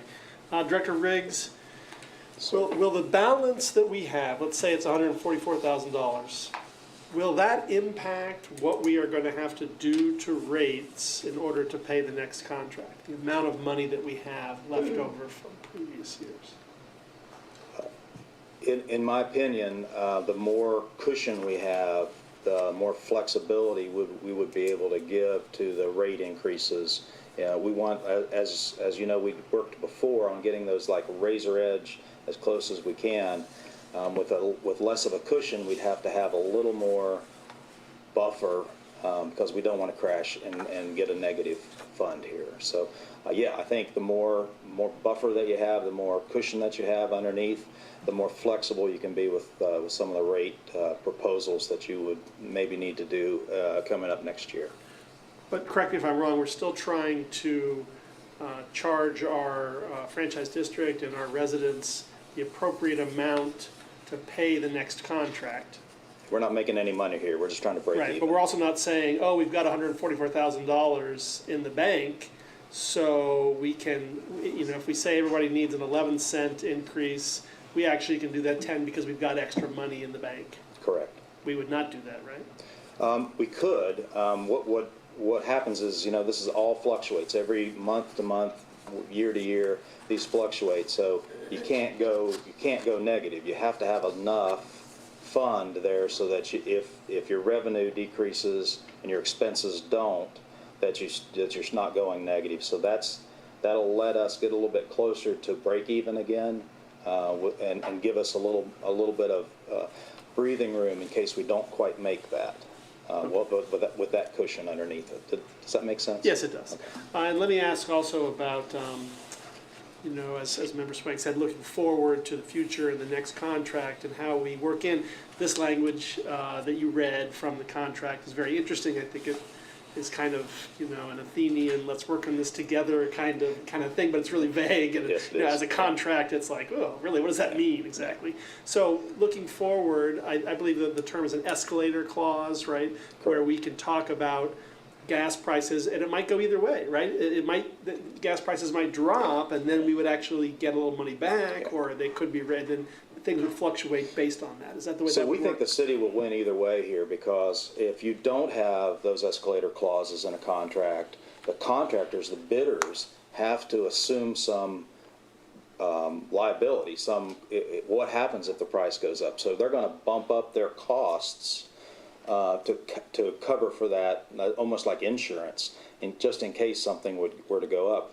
If we put this in here where we're going to tell them we'll cover you for those high bumps, then we can probably get a lower cost from the bidders coming in. So we think this is going to help us either way, whether the prices are stable, rise, or fall. We'll end up with better prices from the bidders. I appreciate Member Swank's business experience that I don't have at the level that he has. I'm maybe a little bit more open to the fuel costs that AHRC has taken on, whether it comes from the garbage fund or from maybe revenue replacement from the ARPA funds. Knowing that we just went through reappropriating our own budgets to include those costs for all of our departments, which had more costs from fuel and other expenses. So I appreciate you bringing that to council's attention. Thank you, Member McCary. Thank you. And Director Riggs, can you just speak to, this might be a challenging question, but the potential consequences to not providing this additional funding, and especially as we're preparing to enter or explore new contract agreements? Yeah, so we're getting close to the end of the contract. It's going to be June of 2023. The worst case scenario would be AHRC says we can't perform the contract anymore, and then we'd be scrambling to try to find, we can't let solid waste pile up. We have to find some way to provide solid waste. It might be more expensive than this additional cost. So that would be the worst case scenario, I think. Thank you. Final question from a committee member, then we'll move to others. Councilmember Swank. To that point, I wish I had the contract in front of me, but to that point, if they were to do that, what provisions in the contract do we have to seek remedy? Sir, I'd have to look and see. I don't know. I don't want to tell you off the top of my head and be incorrect. I can find out. Yeah. Thank you. Question from other council members. Councilmember Reisner. More of a comments than questions, because I think I've heard most of the answers here, but what I'm afraid of and concerned is that our trash hauler hits unexpected expenses. They can't do any, or as far as I can tell, haven't done anything on their part to reduce their costs. I mean, even if it would mean layoff of personnel. I mean, drastic action on their part in order to keep to the terms of the contract. But instead, they come to us and they say, we can't do it. You have to give us more money or else we can't take your trash. So we're now in over a barrel. Well, okay, here's the money. where do we get the money? We go to the taxpayer and we say, we're going to raise your rates. Okay, and this just continues. It doesn't stop, and they have no motivation. There's no reason for them with the contract to say, I need to become more efficient. I need to change my operating model somehow. Perhaps I need to get away from diesel and find something cheaper. The threat that they could give us to say that, well, we can't do it anymore, we're just not going to work for you now, forget it. Where do they go in order to find 5,000 customers to make up for what they just lost? There isn't. There's no place to go. The other comment I want to make is, I've been on council long enough to know what happened when the administration tried to find a different trash hauler. And it was a forest fire, as far as, that got lit under us. You had everybody in the world coming in here saying that was the worst decision the city has ever made in the history of the world. And we had to backtrack. I mean, we caved in. Even though that other bidder was lower, cheaper. So I guess what I'm getting at is that if we do, as perhaps as you're saying, maybe we don't want to find another contractor, but if we did and we actually decided to do that, it would mean going up against a lot of public opposition, and it would mean you sticking to your guns and saying, yes, I know it'll put you out of business, but I've got a community here to run. My concern is not to provide employment for you. My concern is to run the city as best I can. And that's my comments. Thank you for Just wanna those get that off my comments. chest. I'll just move us along by asking if we have any comments from administration. Mr. Mayor. Well, I do have a comment, and my comment is just a correction to Councilmember Reisner. The city was not going out and looking for a different hauler. It was the normal bidding process. That's true. I misspoke on that. I remember there were 3 bids that came in, and our person who selected chose what he thought was the best and the least expensive, and didn't work out very well. Right, well, we found errors in all 3 bids. Yeah. Before we had the option to rebid, and that's what we ended up doing. I think this is kind of being talked about briefly, or in different ways. Again, it's been mentioned that we will go out to bid again. We have to, by law, at the end of this contract. And so I'm just asking council and the viewing audience tonight, and those who are here, it'll be interesting to see what the bids do come in looking like, because therein lies potentially rate changes. If all the bids come in higher, much like what happened with 2 bids that came in the last round, to where one, we saw an increase, I believe it was by $1 million or more. And so that was a big change from what was the previous contract with that particular hauler here in the city of Athens. So just throwing that out there is something that we need to be cognizant of when we're talking about rate changes and things of that nature. Right now, though, we're talking about them covering, again, something that came about due to an unwarranted war over in Europe. So Appreciate all these comments. And any questions or, yes, Councilmember Just Swink. more of a point of order, clarification, or guidance, I guess. We've had a wide range of opinion here. We've had a request. We've had some questions answered that we don't have answers. We've had some questions asked that we don't have answers to. What do we do? Do we bring this up for first reading next week with all of this uncertainty and lack of clarity, or do we try to get some of this stuff answered first? I'm hearing opinions all over the board. Yes, I think I'll ask for any clarifying points about timeline needed for this. Director Riggs. This request that AHRC has made was for, to the end of the contract. So the 58,000 for the, and I'm specifically talking about fuel, the 58,000 requested is to the end of the year, to the end of the contract, sorry. So there's no specific time frame associated with it. Sounds like they would like, Just before the end of the contract. they would like at least $58,000 by that time, by the, okay, end of this calendar year. Thank you. Any questions from the audience on this topic? Yes.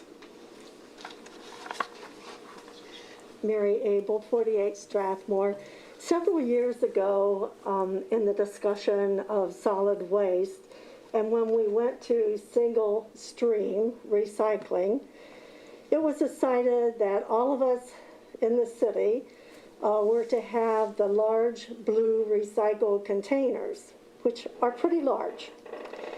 And the discussion at that time was the reasoning being that there would be a vehicle that would be able to pick up those big bins and dump them into the truck, which if you go to other cities, that's pretty common.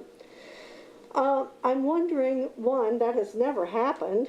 I don't know if it's going to happen or if you know, but I'm wondering whether or not residents could have a choice of going to a smaller recycling blue container if you don't have that much recycling, and which to me might make more sense. And the other thing is also the whole storage issue. I'm sure as you drive around Athens, you see those containers sitting in front of houses, garages, and whatever.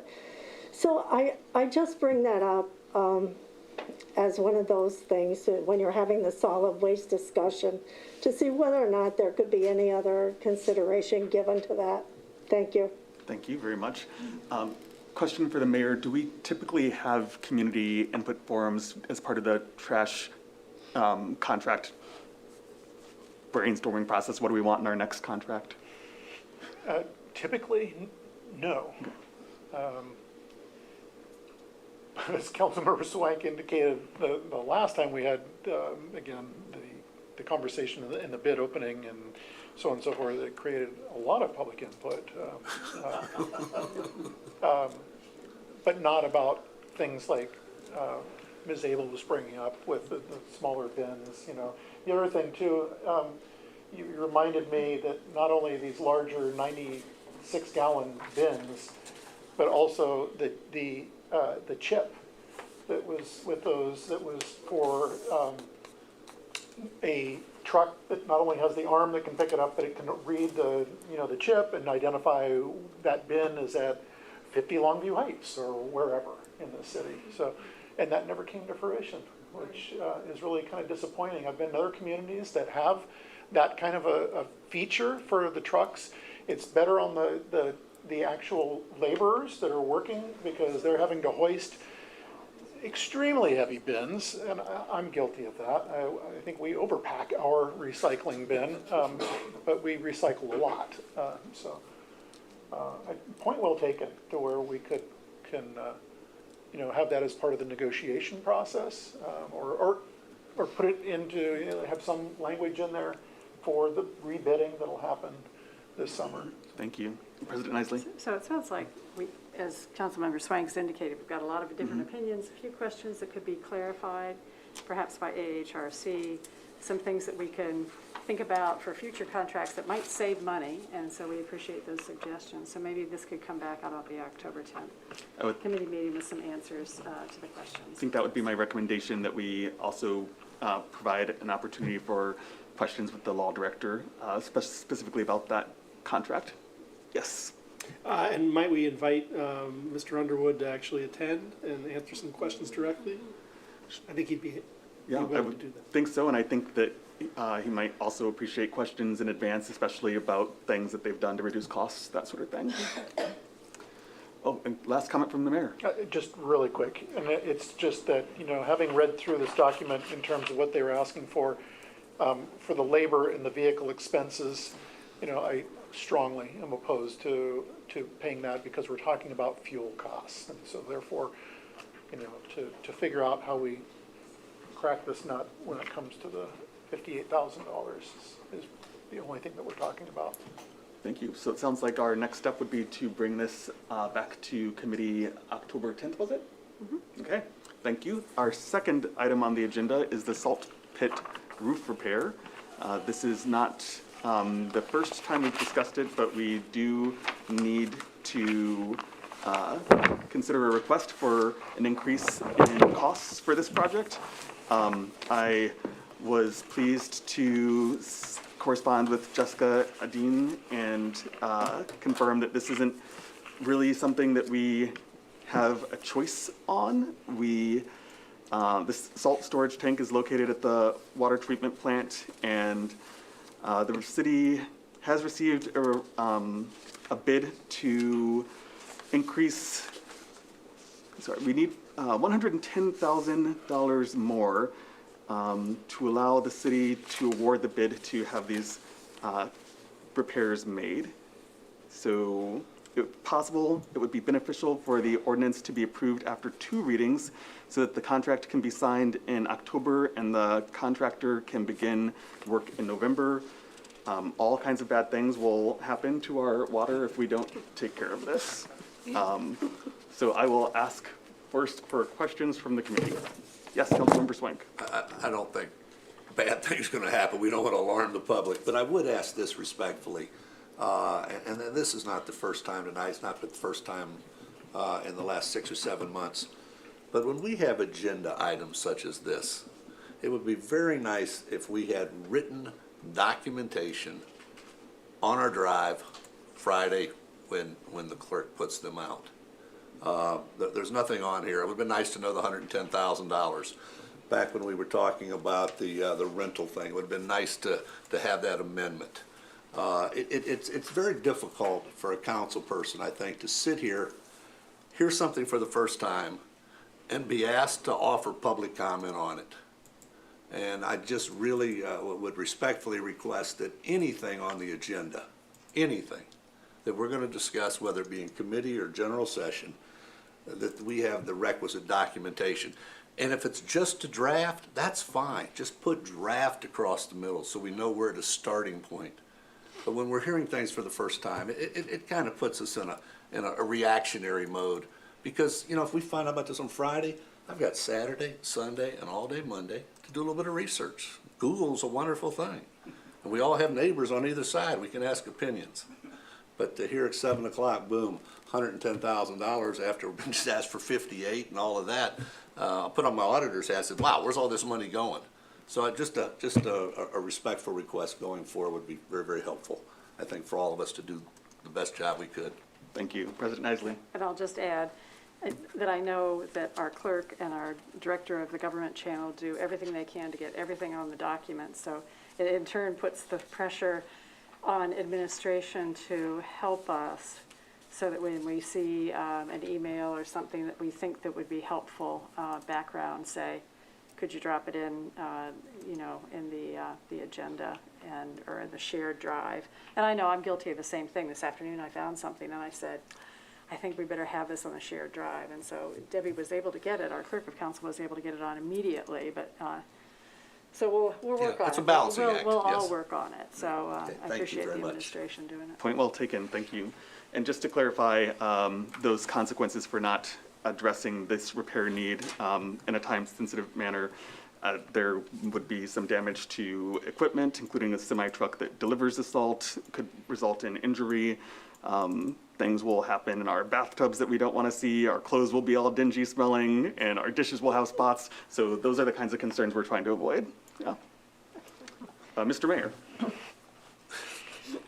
I'm trying to process all of that. Just for clarification, please, this is softening salt. You know, our water is hard.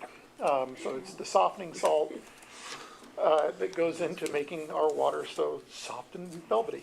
The water quality will always stay the same. You look at our CCR and you'll see in our consumer confidence report that our water quality is the best. You want to keep it that way?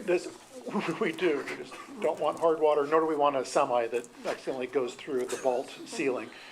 Part of the issue too was that this came in slightly over the engineer's estimated bid price during the bid opening, but it was under the 10%, so it still qualifies as a viable bid. We just didn't appropriate, as much as we should have with this particular project. So that's the $110,000 that's going towards this. This is going to be a challenging project, just to share that's the roof on the salt pit is going to require a lot of hand labor for individuals to be down there to do the cribbing, to get the forms in place, and operating in a subterranean environment to get that repaired. The roof, unless something crazy happens, is not going to fail. But to Councilmember McCary's point, this is an important project for the salt pits to get this in so that the semis can safely continue to roll over a new and improved roof on the salt pits to dump the salt into the softening salt into those pits. Thank you, Mr. Mayor. Questions from committee members, council members, Councilmember Reisner? Is the salt pit located near where the project to connect Union and West State? No, the connector road is closer to Athens Public Transit over in that area. Oh, okay. So, yeah. All right. So the salt pit area would not be affected by that project. Thank you. Other council members with questions on this topic? Audience members? Then I think the question would be a logistical one about the consideration for a request that this be addressed in 2 readings so that the contract can be signed in October and the contractor can begin work in November. President Nisley, is that Seems to me to be a reasonable request, especially given the timeliness, trying to get the repairs done before cold weather and, yeah. So it would be at our next meeting that we would introduce the resolution? Okay. Or an ordinance, I guess, in this case. Thank you. All right, well, that concludes our City and Safety Services Committee meeting. Thank you. Thank you, Councilmember McCary. We'll move on to Finance and Personnel. We'll close the evening with Councilmember Crowell chairing the meeting and Councilmembers Reisner, Ziff, and Spielness joining us. And thank you, Auditor Heck, for being here and waiting diligently through all of this in case we have questions.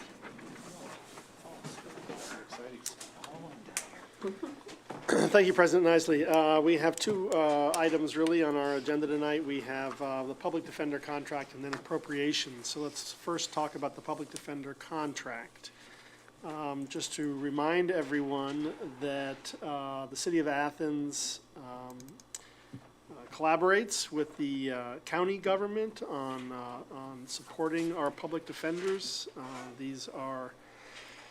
It gives us the ability for indigent persons who are charged with city ordinance violations or Ohio Revised Code violations inside our city to have legal representation.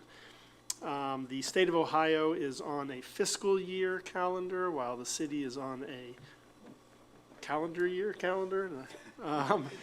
So this becomes a little complicated each year as we negotiate this contract. Or not negotiate, but settle our portion of it.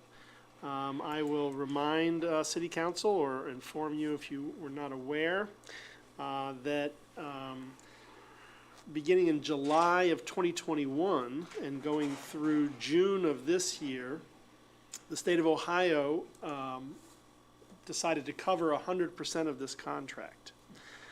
So we are actually looking at, we had money budgeted for this calendar year, and we did not have to pay the first 6 months because the state covered it. So we were looking at the contract fee for the remainder of this year, from July to December of 2022. We had appropriated $55,000 for the full calendar year, but we will only be having to expend $16,910.32 for the second half of this year. So there is approximately $38,000 that will be available. Now I'm very happy that the auditor is here because this is financial expertise a little bit beyond my own. And one of my questions, if the auditor doesn't mind joining us, is the 6 months next is from January of 2023 to June of 2023. If I understand correctly, that won't be in another 16,000 that will go back more to what it used to be. Yes, you're exactly right. That's what I thought. Our budget for next year will include the full payments for the end of next year. Right, Because that's how we budget, is for our fiscal year, which is a calendar year. right. So you're right, Member Great, Crowell. okay, thank you. So this item is to discuss this payment of $16,910, and you can see on your drive this agreement that the county commissioners have already agreed to, and it's simply our duty to agree to pay for this second 6 months of 2022, even though obviously we're already in September. And the amount is lower this year because the state of Ohio having picked up the first 6 months of 2022. Any questions from the committee on this item? Other members of council? Member Swett? Was that state money just a one-shot deal? I believe so. I mean, we'll take it again if they Oh, offer it the absolutely. second time, but, I think it was a COVID-related Okay. offer. Other members of council? Members of the audience? Administration? Okay, we'll go on to our second item, which is appropriations, and we have 3 appropriations to discuss. The first one is a $5,000 appropriation to the Athens Enhancement Fund, which will be for the community Halloween expenses. And in particular, this will be for the Passion Works Honey for the Heart Parade. And I don't have any additional information on that. Would the mayor like to provide anything, or as I've said it all? You've captured it well. Again, this is a request that has come from Passion Works for the parade in particular that the public partakes in, which is a great event. So we've used the Athens Enhancement Fund for a sundry of different things in the past, everything from the flowers that you see up on Court Street to the Athena Award, to other things that serve the greater good. And we feel that this is, since we're kind of rethinking the Halloween block party to make it more family friendly, that this is an appropriate use to be able to fund this request for Honey for the Heart, for Passion Works to employ someone who's going to be dedicated to helping make costumes and hopefully getting a whole lot of community involvement in making the costumes as well. My teenage son is working on a thesis about the last sort of 20 years in Athens and the things that have happened in Athens that make it a really special place. I think he feels like his lifetime is maybe special in this way. And Passion Works is one of those things as he identified as, you know, becoming a really, it's everywhere. You know, the Paw Festival, you know, everywhere you see this wonderful organization. And I have been in the Honey for the Heart Parade myself inside a costume. I'm sure the mayor has too. And it's a wonderful time, and I really am supportive of the city administration and the city making Halloween a family community event as much as possible until we get into the later hours, when then it's okay to have the rest of the gang have a good time. Anyway, and Honey for the Heart is just such a fabulous, that I am in support of this. Mayor, you want another comment? Just really quick, just FYI, the parade is from 5 to 6 approximately. And the Halloween block party will completely be done by 10 p.m. So just good to get that out there to the public. Questions on this item from the committee? Other members of council? Member McCary? I would just ask for a reminder about the balance of the enhancement fund. Is that one that, oh, yes. It's approximately $90,000. It's in that fund line right now. Thank you. Yes, Member Grace? I would just add to the conversation that I believe the AUBA, the Uptown Trick or Treat, is going to be before the Honey for the Heart Parade this year. So we're bringing all the fun, family-friendly Halloween activities uptown to the same day, and I'm really looking forward to it. Member Swett? While we're talking about Halloween, and trick or treat is on Monday the 31st, is it not? It is from 5:30 to 7:30, so it's 2 hours per request of a lot of the parents of trick-or-treaters, to give them enough time to go home, get their kids all dressed up and send them out into the neighborhood. So you're referring to the neighborhood trick-or-treating. So it will be the 31st. I'm pretty dedicated to bringing Halloween to Halloween. The trick-or-treating portion in the neighborhoods to actual Halloween. And council won't be having, there won't be a council meeting that night. That's right. The fifth Monday. So even you will be able to go out and trick or treat. Members of the public, any comments? Okay, moving on to the next item. A little bit more of a difficult, or larger amount anyway. You have seen an item on our drive regarding overtime in the city of Athens, and this specifically is $500,000 appropriated to the general fund for fire wages through the year end. This includes mostly overtime, but also pension and the other things impacted by paying overtime. You can see on your drive there that it is calculated at about $478,000 for our excellent firefighters, and this is an appropriation necessary for our safety services. Any questions from the committee on this appropriation? Other members of council? Oh, yes, members of council. Sorry, just real quick. So, this is just to be sure that we have the funds available to pay for overtime, et cetera. That's it, right? Would you like to join us, auditor, or say anything specific to this? Sure. By law, we're required to pay our people who work, everybody is. Thank you. And so, we budgeted at the end of last year for what we thought would be the budget for the year. And then there were really a lot of things went into play here, but we made changes, staffing changes at the fire department. We now have 6 lieutenants instead of 3. And so that's just kind of mixed up a lot of things. We added 2 positions to help with some carryover to hire new people, and it just involves a lot of overtime for the fire department. It's a 24/7 operation, and people are filling in for these positions, and we've had 1 retirement so far this year, but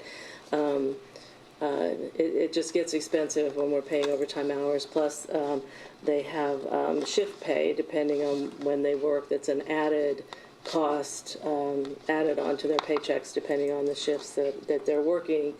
And it also affects Medicare and their police and fire pension fund and all that.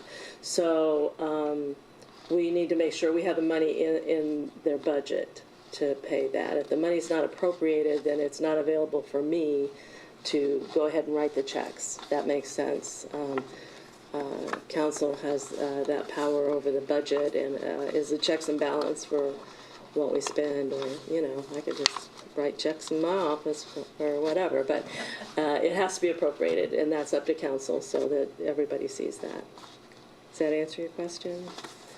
So, yeah, and I know it seems like a lot of money, but those are the calculations we did. It's just, like I said, several changes this year and trying to hire new people to fill these different positions, and in anticipation of losing some firefighters for this year. So, I don't know, 6 months or so from here it'll all even out, but right now this is what we think we need, and in the big picture, hopefully we won't need all of that, but at least we'll have it in the budget so we don't have to come back at the end of the year when we're looking at a payroll coming up and say, whoops, not enough money in there.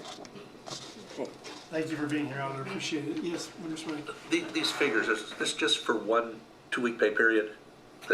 Yes. Okay, just for Yes. 1 pay period. Yes. Okay, great, thank you. Yes. We put that overtime report out every pay. Okay. Administration, anything to add? Members of the public? Okay, going back to our final item is $35,000 to the general fund for court wages through the end of the year.